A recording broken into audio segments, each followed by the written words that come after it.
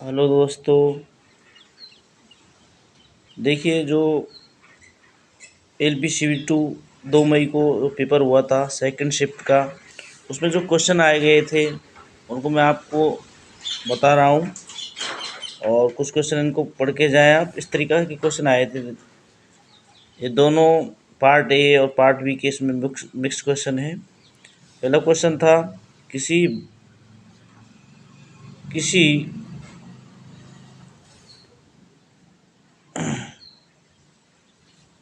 किसी बर्तन किसी ग्राम नहीं है, गर्म बर्तन का ठंडा होना ऊष्मा की किस विधि से। कोई गर्म बर्तन है, वो ठंडा हो रहा है, तो ऊष्मा की किस विधि से वो ठंडा होता है।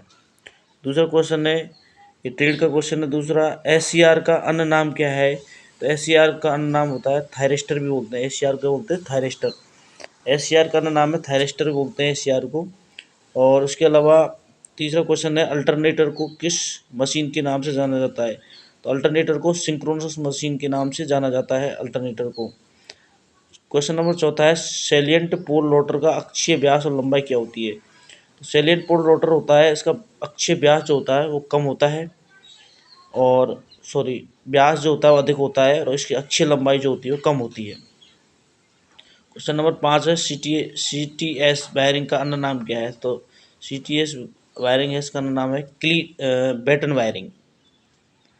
कारखाने में की जाने वाली अस्थायी वायरिंग कौन सी होती है। तो कारखानों में जो अस्थायी वायरिंग की जाती है कौन सी होती है। तो अस्थायी वायरिंग को बोलते हैं क्लीट वायरिंग। ग्राउंडिंग और अर्थिंग में क्या अंतर है। तो ग्राउंडिंग जो है किसी भी जो है न्यूट्रल प्रदान करने के लिए लगाई जाती है ग्राउंडिंग। और अर्थिंग जो है किसी भी उपकरण जो होता है उसकी बॉडी पार्ट्स से जो है अर्थिंग करंट है उसको सीधे पृथ्वी के अंदर ले जाती है अर्थिंग। भूमि का प्रतिरोध नापने के लिए किस यंत्र का प्रयोग किया जाता है। तो भूमि का प्रतिरोध नापने के लिए जो है हम अर्थ टेस्टर उपकरण का उपयोग करते हैं। फ्यूज और सर्किट ब्रेकर में क्या अंतर है। मुख्य अंतर क्या है पूछा गया था।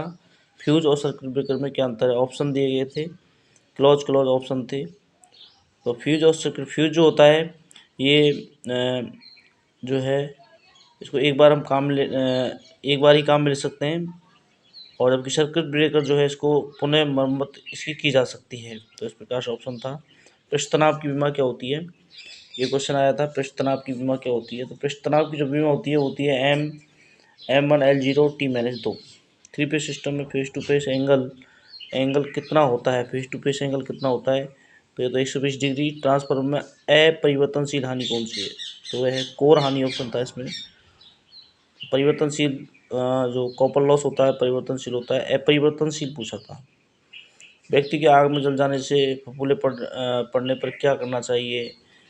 उस ऑप्शन इस प्रकार से थे कि जो फफूंदे हैं उनको फोड़ देना चाहिए, मिट्टी डाल देनी चाहिए, या मक्खन लगा देना चाहिए, या गर्म जो जो कपड़े हैं उसे ढक देना चाहिए। तो कपड़े से ढक देना चाहिए, सही आंसर था इसमें। मानव शरीर का तापमान कितना था, फ़ारेनहाइट में पूछा था।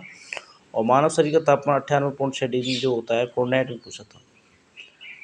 कैपेसिटर को समांतर क्रम में जोड़ने पर धारिता के मान पर क्या प्रभाव पड़ता है। तो अगर कैपेसिटर को हम समांतर क्रम में जोड़ते हैं तो धारिता का मान बढ़ जाता है।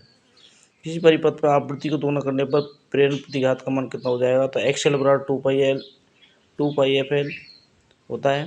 तो दोगुना करने पर आवृत्ति को दोगुना करने पर प्रेरण प्रतिघात का मान दोगुना हो जाएगा। निम्न से कौन सा मूल मात्रक है, इस प्रकार से ऑप्शन पूछा था। आवृत्ति दोगुनी करने पर भंवरधारा का मान कितना गुना हो जाएगा। तो ये F² होता है ना, तो 4 गुना हो जाएगा। T1 T² है उसकी लंबाई कितनी होती है। तो 1000 mm। A0 A1 A2 A3 tank sheet का मिलान कीजिए, इस प्रकार से मिलान करना था। इस प्रकार से मैंने आपको क्वेश्चन बताया। सारे ओरिजिनल क्वेश्चन है जो LPCVT 2 सेकेंड शिफ्ट 2 मई को क्वेश्चन आए थे। धन्यवाद।